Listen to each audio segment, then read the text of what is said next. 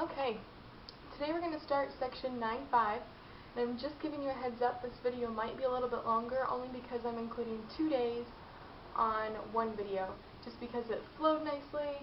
So I'll give you a heads up of when to stop, and then you can stop and move on from there, or you can just watch the whole video right off the bat. Okay, today we're going to talk about factoring. Factoring is the opposite of what we have been doing. So before, we would be given these two factors, and then we were asked to multiply them together to get this polynomial.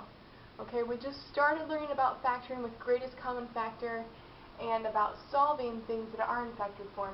But now, we're going to be given a polynomial and we're going to be asked to put it in factored form. Okay, so today we're going to be dealing with trinomials, so 3 terms, and we have this initial coefficient of 1. Okay, today we're going to be looking at those problems with just a coefficient of 1. Alright, and there is a 2-step process that you can use that will help you find the factored form of this very easily. Okay, so if we're in the form x squared plus bx plus c, okay, your first step is you want to find all the factors of c. Okay, c is our constant right here. So looking at 6, we know that 1 times 6 is 6, and we know that 2 times 3 is 6. Okay? Once we have our factors written down in pairs, then we look which pair of factors has a sum of b. Okay, so we're looking what multiplies together to be 6 that adds to 5. Okay, so if we look at these pairs of factors that we have 1 plus 6, does that equal 5? No. We have 2 plus 3, does that equal 5? Yeah.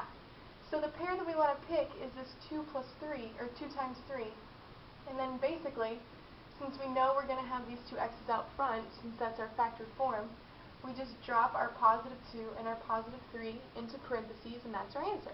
X plus 2, x plus 3. Okay? That is factoring when we have a coefficient of 1. Alright, let's do some examples. Okay, so we want to factor x squared plus 8x plus 12. Okay, my first step is to find factors of 12. What multiplies together to be 12? Well, we have 1 times 12, we have 2 times 6, and we have 3 times 4. Okay, that's about all we have. Now, which ones of these add to 8? That's our step 2. We're looking for a sum. Sum of 8. Is 1 plus 12 8? No. 2 plus 6? Yeah. So we have 2 and 6, so that means our answer is going to be x plus 2, x plus 6. It does not matter if I want to write it x plus 6, x plus 2. Okay, oops. Either way is acceptable, because 2 times 3 is 6 and 6 times 2 is 6. It doesn't matter what order you multiply in. Okay, as long as we have our positive 2 and our positive 6. Okay, the case is not always going to be that we're dealing with positive numbers. We might have something a little more tricky. Like this, we have x squared minus 10x plus 16. Okay, so our first step is that we start listing out products of 16. So we have 1 times 16, 2 times 8, and 4 times 4. Okay, which one adds to negative 10? Well, 1 and 16 is 17, 2 and 8 is positive 10, and 4 and 4 is positive 8. Okay, we're certain that these two aren't going to work. However, these two add to a positive 10, but we need this negative 10. Okay, so when we're multiplying numbers together, not only is a positive times a positive product, but a negative times a negative is also a positive product. So we can take this and select a negative 2 times a negative 8, right? Negative 2 times negative 8 equals positive 16, and negative 2 plus negative 8 equals negative 10. So here, our two answers are going to be negative, which means when I put this in my brackets, I'm going to have x minus 2, x minus 8. Okay? And this would be our answer. Alright? And our last example is going to be x squared minus x minus 20. Okay, here we're going to have a couple more opportunities, or a couple more selections to choose from because we have a negative product. Okay, so here with 20, we have negative 1 times 20. We have 1 times negative 20. We have 2 times negative 10. And we have negative 2 times 10. We have 4 times negative 5. And we have negative 4 times 5. Okay? Which one of these, this right here is a negative 1, which one of these has a sum of negative 1? This one doesn't. 1 and negative 20? No. 2 and negative 10 equals negative 8. This equals positive 8. This one equals negative 1. 4 and negative 5. Okay? 4 times negative 5 is negative 20. 4 plus negative 5 is negative 1. So our answer here is going to be x plus 4, x minus 5. Okay? This concludes 9.5 part 1. The video will continue on, but if you just want to watch one days, you can stop right here and be done. Okay, and then just pick up on this video tomorrow where you left off. Alright, if you want to watch the whole thing, stay with me because I'll keep going. Okay, so part 2 is that we're now going to learn how to solve these things. Okay, so now we're going to be given a polynomial. We have to factor it and then solve using the zero product property that we've been learning about before. Okay, so the process is still going to be the same. Remember, if we're going to use our zero product property, we have to be set equal to 0. Okay, so we're good here.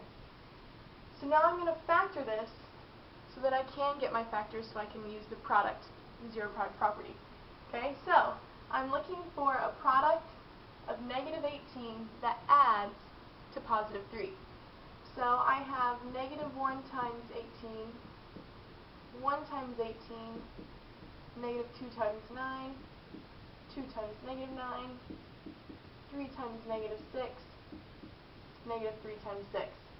Which one of these adds to positive 3? Positive 6, negative 3. Okay, so here I'm going to have x minus 3, x plus 6. If I'm solving, it's set equal to something. Whenever you solve, there's always an equal sign.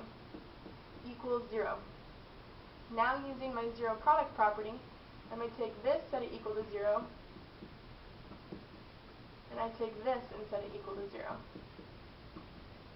Okay, so my values for x here, I'm going to add 3. So here x equals 3.